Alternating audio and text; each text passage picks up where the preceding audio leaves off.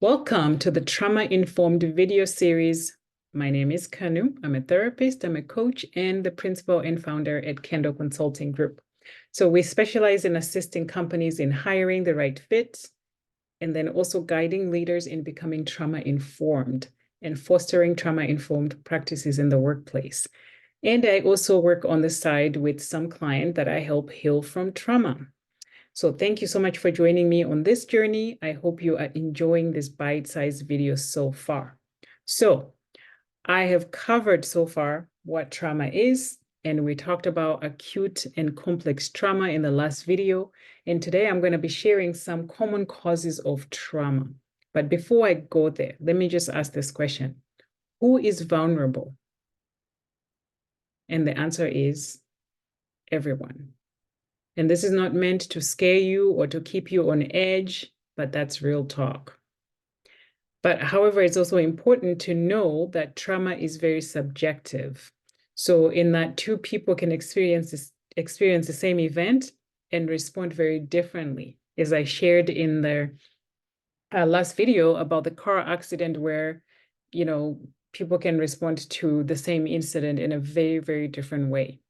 So in this video, I'm going to share some, a generalized list of common causes of trauma, and I have categorized them by age. So here we go.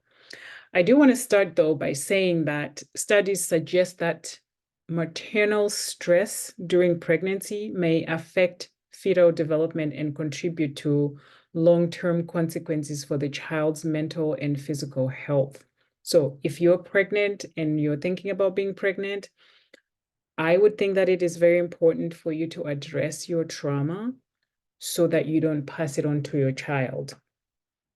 But I want to talk about the formative years. So once the baby is born, up to about 8 years old, studies show that the brain and neurobiological development is at a very fast pace during this time. So obviously, what happens to a child during these years can have lasting imprint and affect their physical, mental, and emotional development. So we can't talk about development without addressing what the stages of development are as outlined by Erik Erikson. So I'm just going to touch on it very briefly here, but so from 0 to 1, there is this stage called trust versus mistrust. So the key issue here is developing a sense of trust in the caregivers and the world. The outcome, obviously, we want them to have hope. And if there's trauma, this child will end up having mistrust. Second one is from 1 to 3 years old. The focus is on developing a sense of independence and autonomy while balancing limits and the outcome being will. And that stage is called autonomy versus shame and doubt. So if there's trauma, the child will end up having shame and doubt, and we don't want that. Third one, that's from 3 to 6 years old. That's initiative versus guilt. So children here explore and initiate activities while developing a sense of purpose and responsibility. So the outcome being purpose. And if there's trauma, they'll end up having guilt. And then from 6 to 12, that's industry versus inferiority. So children develop a sense of competence through mastering skills and tasks. So the outcome here is we're hoping that they will have confidence. And if there's trauma, they might end up having inferiority, and we don't want that, right? So thinking about those age groups I just shared from like 0 to almost 12 in this instance, some of the things that the trauma that the children might face that will end up having that negative effect, here is a list of them. So number 1, neglect or inconsistent caregiving, parental substance abuse or mental health issues, physical or verbal abuse, separation anxiety or loss of a primary caregiver, medical trauma or chronic illness, witnessing domestic violence, parental divorce or separation, and then sudden changes in routine or environment, emotional or physical neglect. So once they start going to school, studies have shown that Bullying at school or online is another reason why they end up having trauma. And then academic challenges or learning disabilities. Parental substance abuse or addiction again, right there. And then exposure to violence, maybe in the community, in the home, and then also in the community.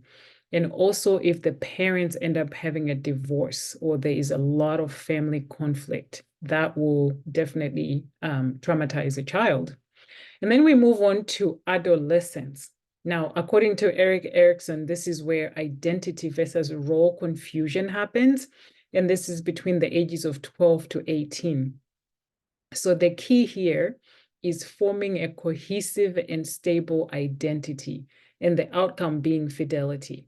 So some of the things that may hinder a person from 12 to 18 to end up having role confusion is peer pressure or social rejection, sexual or physical assault, substance abuse or addiction, academic stress and performance, and then family conflicts or breakdown.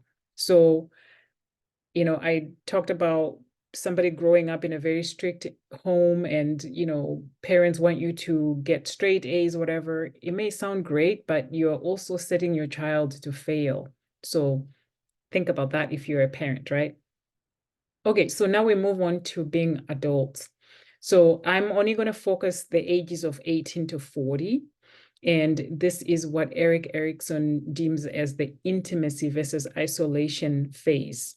So the individual is seeking to form close, intimate relationships while avoiding isolation.